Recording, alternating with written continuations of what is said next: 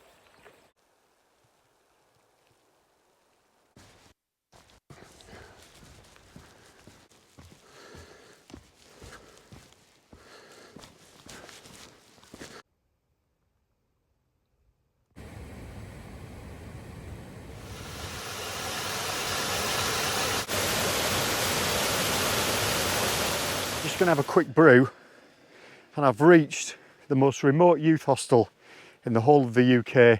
This is it. It's the Beithe Youth Hostel, and what a location. But it's seasonal and it's closed at the moment, so there's no chance of getting in there, but that's okay. It's just pleasant sitting outside and enjoying the views. Just incredible.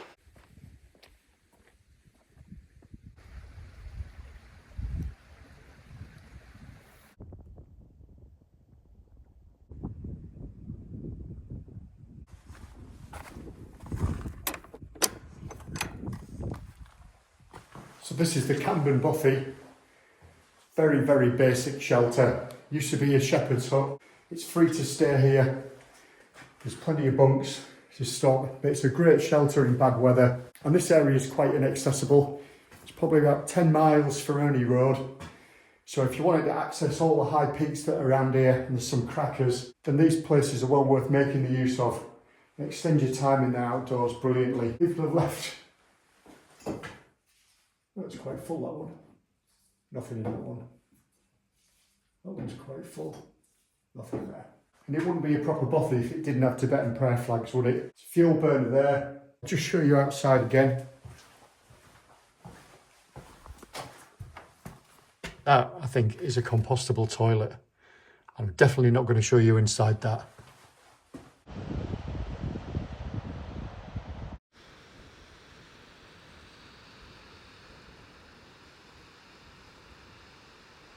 This mountain pass is superb, and the scenery just gets better and better. Just looks so dramatic. Those waterfalls, well, they're marked on the map as well, but my God, just look at it. I've been so blessed. It really is almost saving its best to last.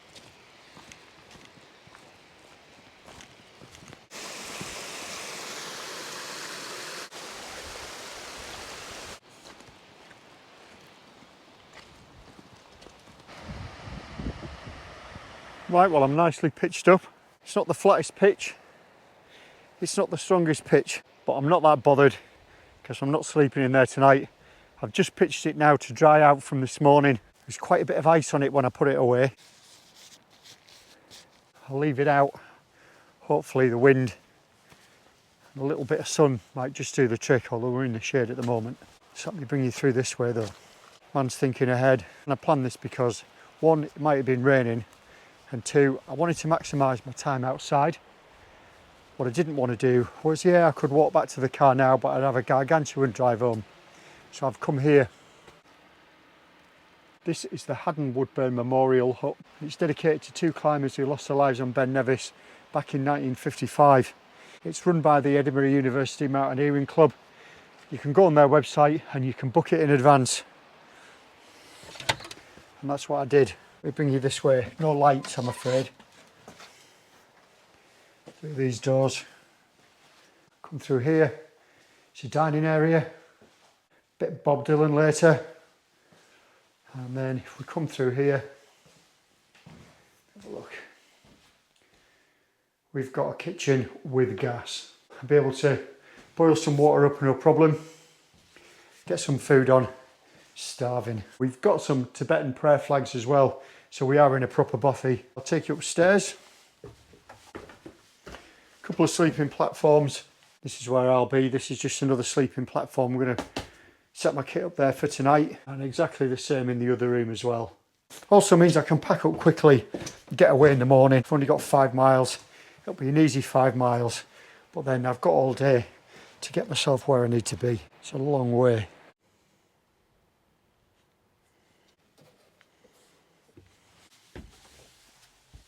No, I'll take my chances outside.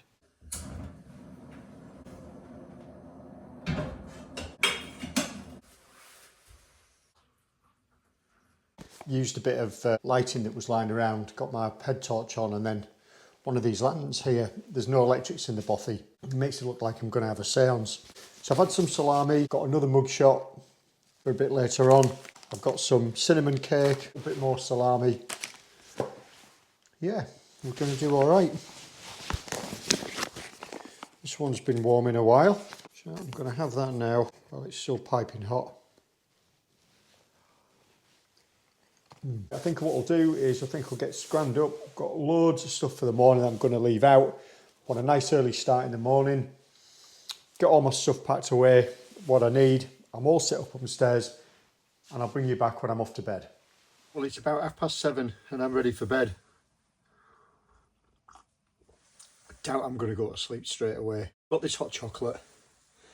I'll lay here, listen to the sounds outside. It's quite spooky being in here on your own. Imagination just plays tricks. I'm going to see that off. And if I'm still with you in the morning, I'll see you then.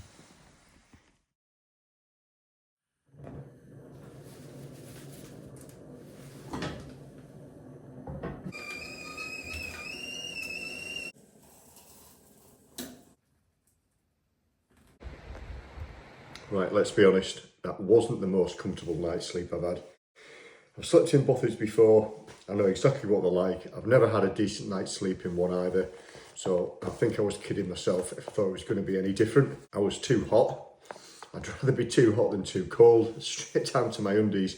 That sleeping bag is so warm, and I think the bothy itself is really well insulated. So I've got a coffee, I've got some porridge, got all my stuff packed away. It won't take very long. Kind of guess I don't have a wet tent to put down this morning. And then I'm going to get myself away because it looks like it's going to be a glorious morning. The wind's up though.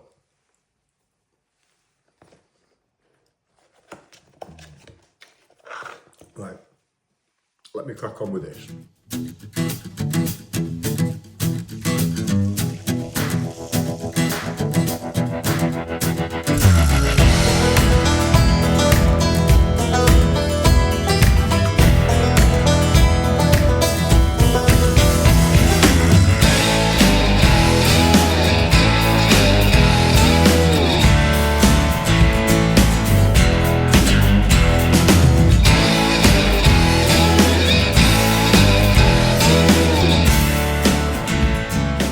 It's not as frosty this morning, but there's a definite increase in wind, and that's making it feel all the more chilly. And it's lovely to be on this decent track, and I think if it stays like this all the way back to Morvik, I'm going to make some easy miles and just enjoy the walk out.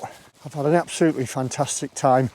I'm really glad I didn't push it on last night, and I could have done. I had enough light, I had enough energy, but it would have been rushing it. And I hope you've enjoyed sharing this journey with me too. And despite the job I've done trying to capture the views, I can tell you it doesn't do it justice. It's just the scale of it. Some of these mountains, the Five Sisters of Kintail over that way, quite a few years ago I climbed those, and that was a brilliant adventure, and it's lovely to come back and revisit. I'm not going to finish filming just yet. If you've enjoyed it, give me a thumbs up, leave a comment, let me know what you think, and if you haven't done so already, make sure you subscribe, and all that interaction helps the channel grow. That's what it's all about. That's what it's all about for me anyway. I haven't seen anyone to talk to since late yesterday, probably about an hour before I pitched up, passed a couple walking along the glen, said hello to them, well that's been it. And sometimes when you're trotting out those easy miles, it's nice to get lost in your own thoughts, get into the rhythm of walking and just immerse yourself in the landscape.